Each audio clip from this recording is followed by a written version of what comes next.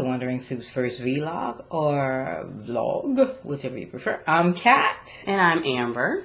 We thought we would kick off our first Vlog talking about communication styles and whatnot.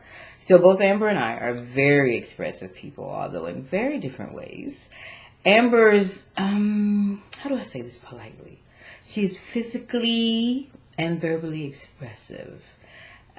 When she talks, her whole body talks.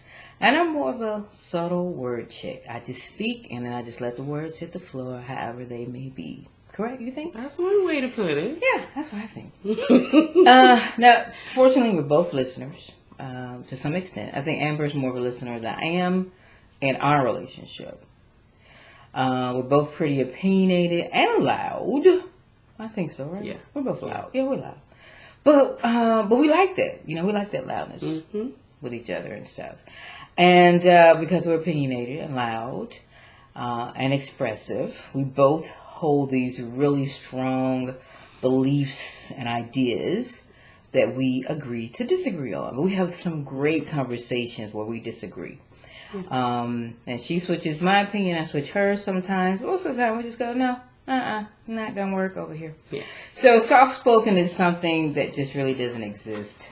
And we're comfortable with that. Yeah. Like, that's what we like. We like that it doesn't exist and we don't have to really guard what we say with each other. We just speak and it's received and then it's not. Right. And with all that... So, how do we communicate successfully? That's the big question. I even wonder that sometimes. Like, is it possible with people as headstrong as we are?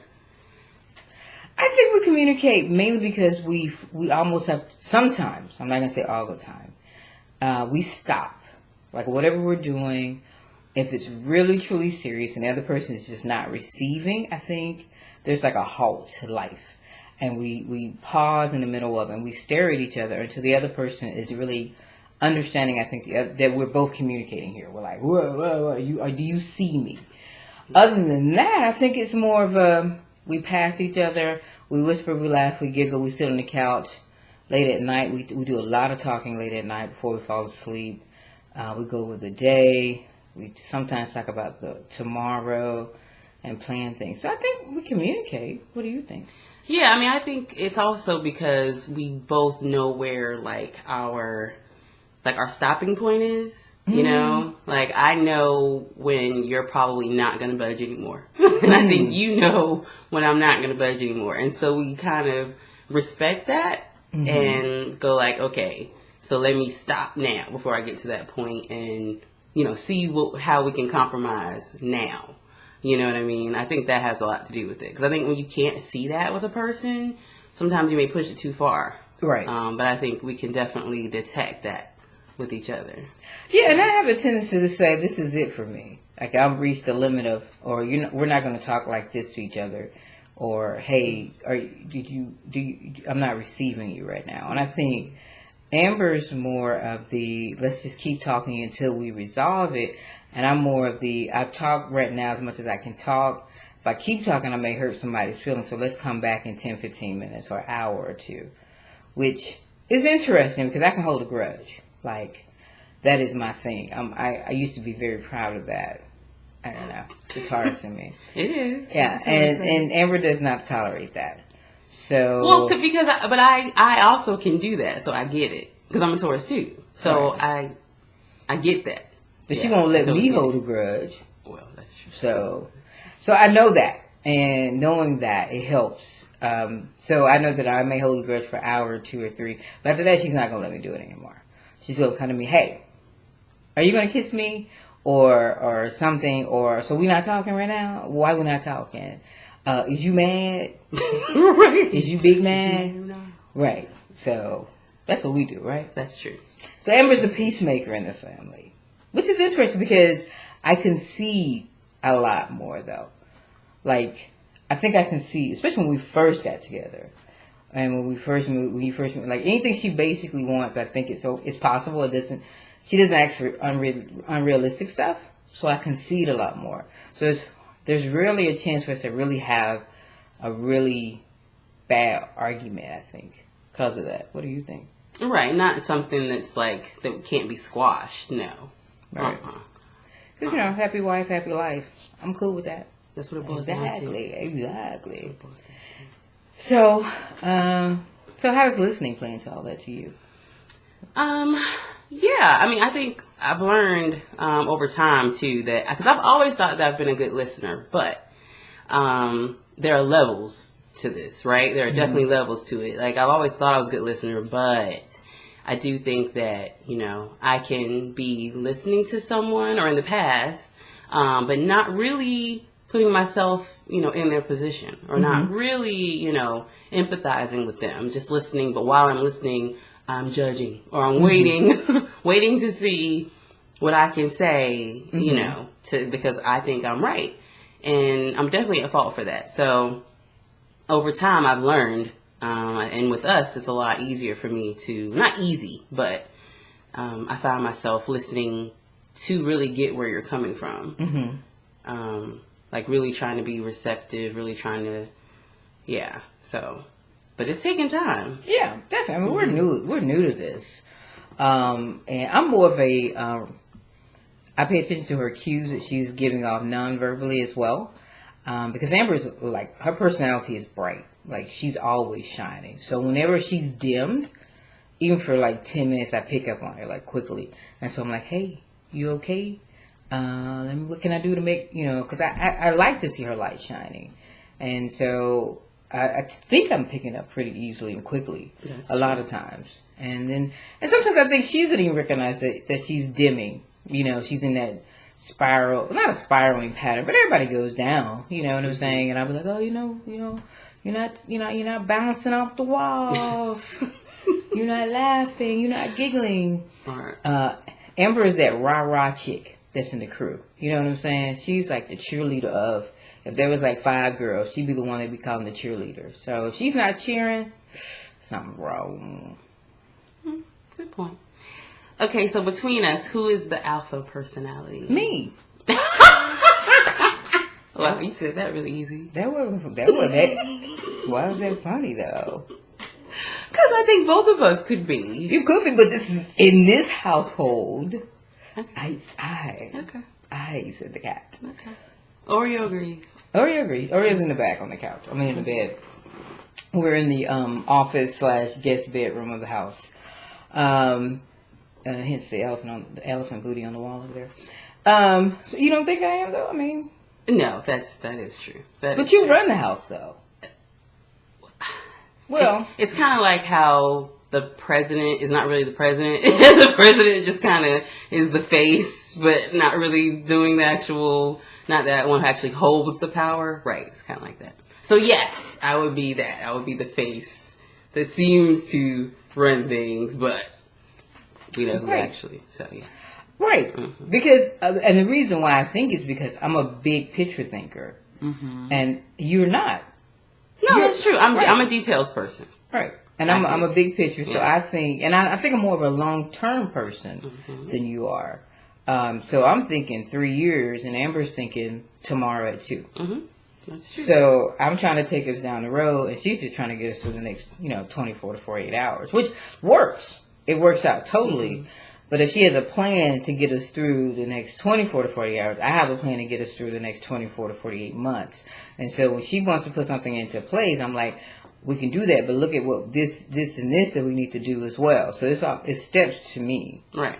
And it works out fine for us. So that's why I think it's why we don't fight as much either.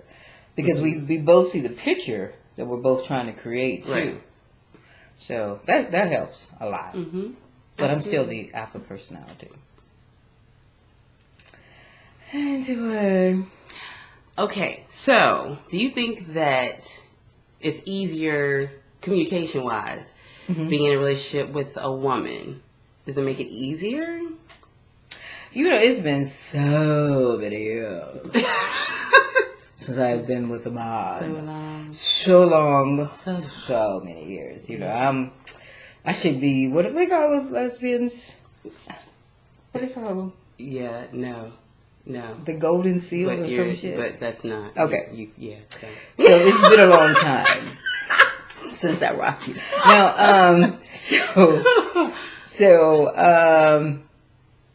I think it's a person. Mm-hmm. You know, I can talk. You can talk. We both can listen. If you date someone who doesn't listen, then it doesn't matter if they're male or female, they can't listen. If you date a person who listens but doesn't talk, you're missing half of the equation. So I think it's just a matter of who that person is in their life and how they've been taught to love and how they've been taught to communicate.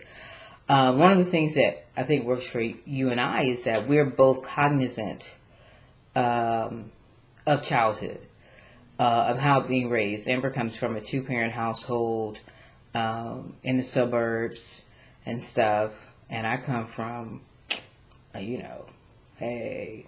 So what? I mean, so, it's a difference, I think. She's seen a different communication style between her parents. I've seen my mother in and out of relationships. And not saying that she wasn't the best at relationships. She wasn't. But I saw what not to do. But I didn't, on the other hand, see what to do either. So it's a learning process. And so we both factor that into how we communicate and how we love each other. I've been very open about, hey, loving someone is a learning process. It's never the same for any two people.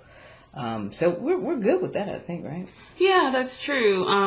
And I agree with you. I hear people say, sometimes that, you can really talk with your partner, maybe with a woman, things like that. And that's true, but I do think it's the person. Like, I just think you have a chemistry with certain people or you're willing to work harder with certain people, and some people you're not, and it doesn't really matter. And I have to say, even with the communication thing and learning, I've recognized that I've picked up some, bad communication things from my own parents, which is a learning process too. I mean, it's something I saw a long time ago, but I'm only, in the last few years, I've been like, okay, like really work on it, especially around like financial stuff, because some things they didn't talk about with each other. And it's like, that's a really bad precedent to set with your partner. So when you're trying to actually make plans and things with, that's probably been our biggest issue. Yeah. I mean, not the financial, but it has the talking about finances. Yeah. She doesn't do it. And I'm like, this is how much I make. This bill is due. This bill is due. What you got? Let's do this, and this. And Amber's like, okay. Yeah. And that's it. And I'm looking at her like, but you're not telling me nothing. I'm like, here's my account, and blah, blah, blah, blah, blah, blah, blah. This is how much is owed on the house, this is how much is owed on this. And Amber's like, okay. And that's not completely true. I'm way better. She is horrible. I'm way better than she has an idea of what she's going to do. She does it. She's starting to factor me in for somebody. She's starting to. But she's so used to being a single parent, I think, too, that she's used to just doing it on her own. And I'm like, but but I'm always thinking of family. Like, even when the kids were getting ready for school, I'm like, okay, we got to set this much aside for the school. She's like, oh, no, I already got it. Well, I didn't know that. I'm freaking out. She's like, no, I'm going to go do it on this day. I got this and this and this and bloop, bloop, bloop. And I'm just over here going, I'm shredding off coins, trying to make sure everything's covered. And she's got it. Yeah. He was shredding up. Okay, thank you, baby. I know. And I'm doing better. But that's what I'm saying. But it goes back to what I'm saying is that you can pick up those bad, from heterosexual couple, doesn't matter. Like, right. You really have to be willing to work too. I think the work part of it is the important part. Yeah. Right. So, a big question is decisions. Who makes them in the relationship? And I think I'll let you go first because I'm always going first. I'll let you go first. So so I can correct you. Who makes the decisions? Yeah. So you go first so I can correct you. Right.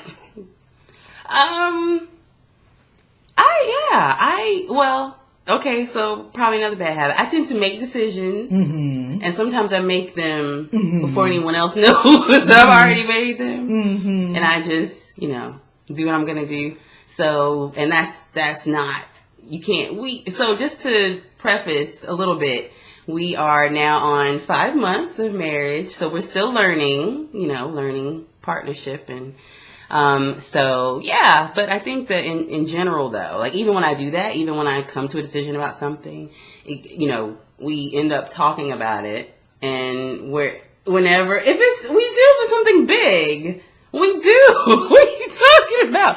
We talk about it. Right, because I'm like, what? Yeah, we talk about She's it. like, what? I thought that we talked. No, you talked about it in your head. Okay, yeah, that happened. And then, if we make a decision, and then Amber goes in the corner and says, oh no, let's do something totally opposite of what we decided on. And then she comes and tells me when she's made the move to do that. I'm like, but I thought we decided. Oh yeah, I know, but I thought better. Okay, so that better. has changed. That has totally changed. Because we was not going to do that, but two times. Yeah, you get two. Yeah. I said there will not be a third. And it's because also I've realized that there's some things I just don't think about that you think about, right. And I just haven't considered, and I'm like, oh, I should have thought about that. Exactly. So it's a 24 versus a 24, 24 hours versus 24 months. You think exactly? Yeah. Right. Yeah. The bigger picture. Mm-hmm. Yeah, I think. Yeah. And when I say this, I'm not dogging Amber at all. She has totally changed the process of how she does things, and I get why she was doing what she was doing. And she just had to get used to me and confirm that I was going to be there. People in relationships and people show you one face, but they do this, and I don't do that with her. Who I am is who I am, and I've been consistent. Very consistent. I think consistency is very important for both of us. Yeah. Which is why I said 2 chances for that one. Because that was that was a big deal for me. If we make a decision collectively, then we have to go forward with that decision. And if we change pathway, we're doing it collectively, not one person. Because, it devalues the communication that is so important. And it devalues the relationship to me. Yeah. Absolutely. But, hey, we both learn. I'm sure there are some things that I've done. Oh no, I haven't. You're perfect, darling. So, and she sips her wine. Right. So, one of the questions that we have for tonight was, and this is an interesting one. Where'd you pull this one from? What is the best relationship advice you've never taken? I'm gonna let you go first on that one too, because I gotta think about it. So this is completely off of the communication thing. Kind of, sort of, but not really. But I have had someone tell me that you should give your partner a get out of jail free card. Oh. And that works that actually it shows trust in your relationship, and it lets that person know that you're listening and you care about what they want and blah, blah, blah, and you really trust them. Yeah, I never took that advice. I'm good. I wouldn't want it. What does that mean? To get out of jail free? So they can disappear for a day? Well, not or they can go to for jail. A day. No. Right. Or they can go sleep with somebody else? Right. Yeah. Oh, I could do that anyway. It's called cheating. Exactly. You don't have to give it to someone. And we have decided that we are monogamous, so we can't cheat. Well, I guess it wouldn't be cheating if you're not monogamous. Well, but I don't... It's only cheating like if you are monogamous. I feel like that to me seems like I'm a child and you're giving me a treat. That is kind of like that. And I don't need a treat. I don't need a treat. It's not Halloween. It's not Christmas. But I think as adults, and we discussed the poly thing, monogamy thing, and all that stuff like that. And we decided on our own pathway. Even the threesome thing, I figure you should throw everything out there when you're when you're considering marrying someone, so that there are no surprises, and you are putting who you really are forth and stuff like that. Excuse me. Excuse me. Oh. Okay, so now you have to. Okay, you might be trying to avoid the best relationship advice you've never taken. I think I was choking on that get out of free thing. You never offered me that. No. But it would never happen. I knew that. We've had some great conversations around how we would express or what would happen in our bedroom. Oh, yeah. Yeah, true. That wasn't one of the options. What? I'm just saying it wasn't one of the options. So, I don't take relationship advice. I don't. Let me drink it. Well, there's some. I mean, I've gotten some really good advice from people, especially people who've been together for a really long time. Like, what about elders that you've, even if they weren't like saying, "Oh, here, this is what you should do," it may just come out like in conversation. Mm-hmm. Like, you don't ever see, "Oh, that makes sense." I don't, because I don't know why I'm coughing. It may be my allergies. Everybody's different. Every relationship is totally different. What works for you and your partner could totally not work for me and mine. There are basic caveats to relationships. Talk, love, have good sex. If that's what you want in your relationship. Right. That's common sense shit, though, right? Yeah. I don't think nobody tell me that. Yeah. So I just don't take advice. I give advice, though. Yeah. Because people come to me and ask me for things. I say, well, this is my opinion. You do it as you wish. I know what works for me. But I think with advice, you got to take and twist it to fit you. And most of the time, it's very common sense shit. No, that's true. But common sense ain't common, though, right? Mm-mm. Hey, so if you need some advice, ask me. I thought you were out of that business. I'm back. Okay, I'm back. The doctor is in. That's right. From my inbox to yours. So, yeah, all right. So our last question, if we were in a situation where we wouldn't speak, where we couldn't speak, for a whole day, like 8 hours, why couldn't we speak? I mean, it could be anything. I mean, I'm not saying we're like in a hostage situation and we're gagged and bound. Like, it could be like, I've done a silent retreat before, and when you do that, you can't speak at all. But you're still interacting with people. Depends on the retreat, obviously. But everybody's silent. So how would we, in particular, communicate? I'd be okay. You'd be good. No, you're absolutely right. I guess what I'm saying is, I think that we communicate in so many ways that are not verbal, that it wouldn't even be like an issue. Like, I think that you communicate a lot to me without even speaking. We eyeball each other all the time. Yeah. Like, we eye fuck each other like all day long. We got kids. So, yeah. we do that, and then she sends memes all day long, right? She is the meme queen over here. And then just little stuff. Yeah, text. I mean, I don't have to talk. Like, when I go to work, we don't talk during the day as much anymore because she's working. Shout out to alineeditorial.com. And so she's working, and I'm at work. And even if I'm working from home, we'll sit beside each other and not talk for hours. Mm-hmm. She'll go on the back deck. She likes to work out in the sun. It'll be 99 damn degrees outside. She's sitting out there with the mosquitoes and complaining about them. But we don't talk. We'll go for 2 or 3 hours, I think. And I feel totally connected because I'll get a meme in the in between time. Or, hey, baby, I love you, text. And we're fine. And we touch a lot. Yeah, we do touch a lot. Even if I'm passing by you or sitting next to you, even if we haven't spoken in a while, I'm usually touching you. Yeah, if we're sitting on the couch, typically her hand's on me. Like on my thigh or my waist, even when she's typing away with the other one. So we're communicating. Yeah. We just may not be verbally communicating, but yeah. So there isn't a situation unless we're just in different countries or something, and but I'm okay with that.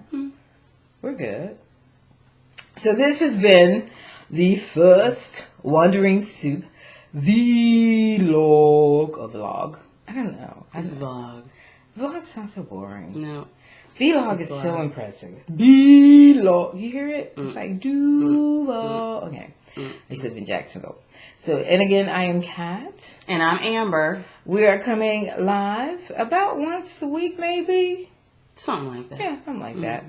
Check us out at wanderingsoup.com for some great blog posts on everything about travel, about our life, about raising kids, and planning the big move to Southeast Asia. We posted a blog recently about moving to Malaysia. Before that was Cambodia. Next up is Vietnam, followed by Thailand, and maybe, just maybe, Indonesia. You never know. So we talk about cost of living, child care, schools, getting a job maybe. All those things are on our blog. Follow us on Instagram, wondering_soup. Follow us on Twitter. What's our Twitter handle? Wandering Soup. Wondering Soup. So Google Wondering Soup. It will come up. You know, 2 black women, kids trying to do the damn thing. With Oreo. Oh, we have Oreo. Oreo, where you at? She moved. She was behind us on the bed at first. And Oreo Williams, the dog, of course. So anyway, again, thank you for tuning in to Wondering Soup's first Veeelog. We'll see you in the future. Bye, y'all.